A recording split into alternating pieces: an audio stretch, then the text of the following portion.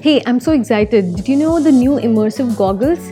You can play VR games on it, watch movies on large screen, and extend your desktop and so much more. Oh yeah, I know the Meta Quest 2, right? I'm thinking of getting one. It's $300, super cool. No, it's not just VR, it's a mixed reality headset. You can view AR objects superimposed in real world. It's super high-res display, it has eye tracking, hand tracking, face tracking, and it has spatial audio. Ah yes, it's Meta Quest Pro for $1,000, right? It's nice but expensive. Come on, it has 2 hours battery life, no controllers, it has iris eye scanning for login, and it's $3,500. Ah, now I got it, it's Microsoft HoloLens 2. What is she mad about?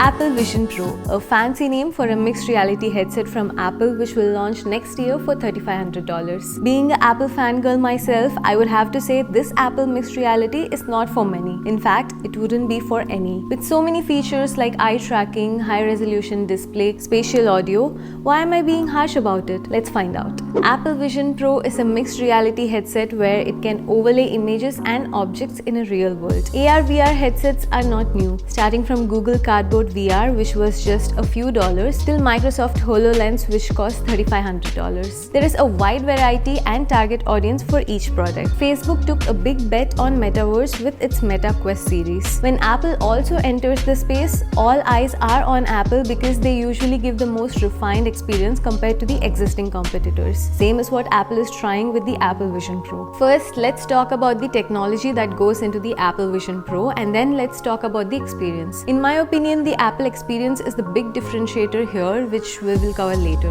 Like any mixed reality headset, it has 5 major components: screen, sensors and cameras, processors, battery and speakers, and software. It has 2 internal screens, one for each eye. It's a near square, very high resolution, micro OLED HDR display with 23 million pixels. Let me just tell you how crazy that resolution is. A 65-inch 4K TV has around 8.3 million pixels. The screens on the Vision Pro are around 1 inch and it has 50% more pixels of a 4K TV on just one eyepiece. The next closest high-res VR is from Big Screen Beyond, which has 13 million pixels. But with such resolution, I can expect some unreal immersion for videos, photos, gaming, FaceTime, etc. Since this is a mixed reality headset, you're supposed to be able to see your real world as well. Most AR headsets like Microsoft HoloLens will have a see-through display. But Apple Vision Pro captures the real world through external cameras and projects them on your interior screen. So to make the real world as real as possible, the high resolution will really help. There is also a screen on the outside. It's a low resolution curved screen which shows your eyes and a light pattern to the outside world. This doesn't serve much purpose, but Apple claims it makes people less isolated around. It also makes the Vision Pro look transparent. In my opinion, it is just to make it look cool. Let's talk about the sensors and cameras, and there are a ton of them. There are 12 cameras to be precise. There are 2 high-resolution cameras in the front used primarily to show the outside world to you through the internal screens. 100% of the outside world you see through the goggles are through these cameras, and naturally they are high resolution to match the high-res screen. You see, unlike other mixed reality headsets, Vision Pro does not have any controllers to control the apps and experiences. All the navigation and control are through hand gestures alone. Scrolling, selecting, moving, gaming, everything are through hand gestures.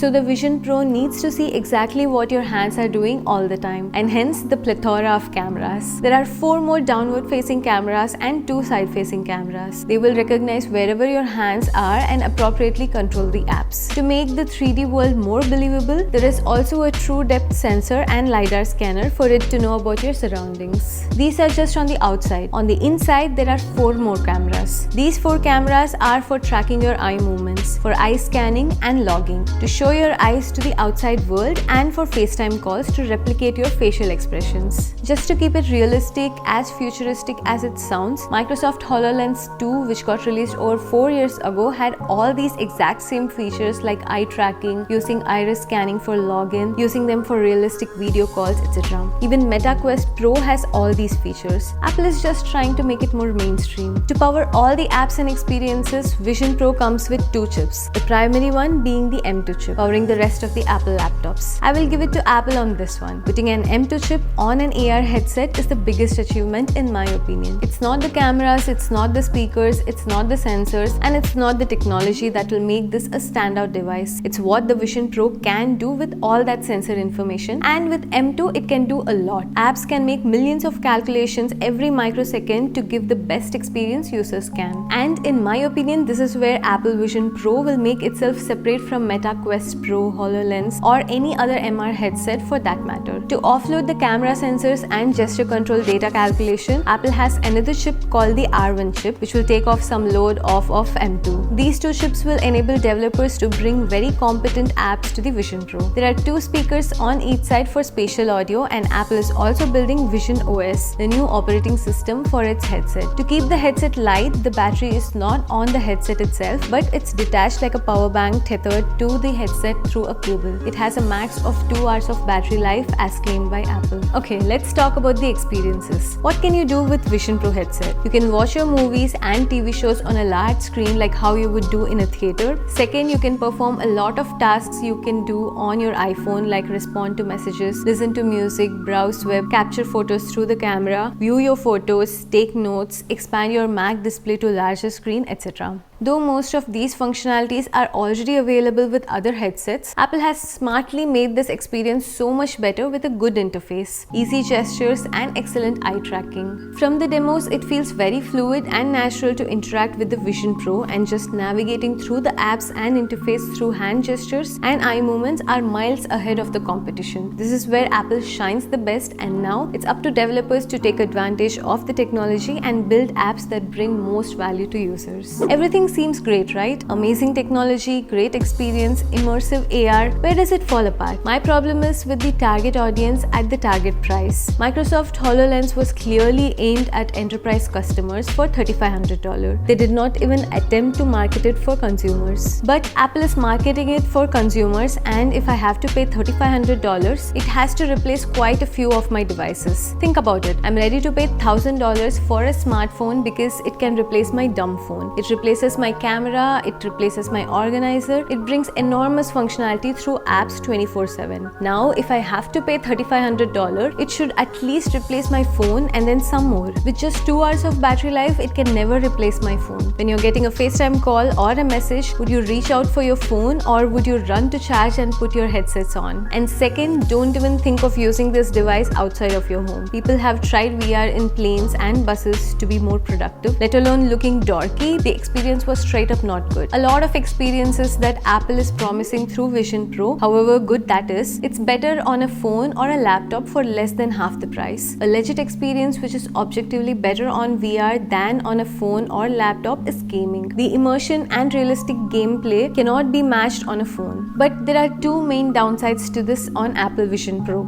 Simply, Windows has more game support. A lot of the most played games are on Windows still. To get the game ecosystem on par with Windows on Apple Vision Pro will take a long time. And even if Apple manages to get some of the good games on Vision OS, Meta Quest 2 can give the exact same experience in less than 1/10 of the price. Literally, you can buy 12 Meta Quest 2 for the price of one Apple Vision Pro. And to top it, Vision Pro does not come with a controller. It's all with hand gestures. Think about playing Halo or any shooting game using just your hands. You need a controller for that immersive experience. And when a Quest can give you that experience at 1/10 of the price, I'm thinking of where my remaining $3,200 is going. You see, that's exactly the problem. You have 2 hours to use the device. The navigation and interaction part is 10% of my usage. Remaining 90% is content consumption like gaming, movies, or productive work. If a $300 device can do that 90% of the work with similar or better experience, why would we buy something at 10 times the price? In my opinion, Vision Pro is the Mac Pro of headsets. When a Mac Studio can do almost everything as Mac Pro, Pro, almost everyone should pick Mac Studio over Mac Pro unless you are in that 1% niche. The incentives for developers to build apps is also less because at $3,500 the target audience is really small and the effort to develop apps should be worth it. A lot depends on how the app ecosystem turns out. We'll have to wait and see on that. Anyways, that's about it for today's video. Please subscribe if you haven't already. I'll see you in the next one. This is Anjana. Bye bye.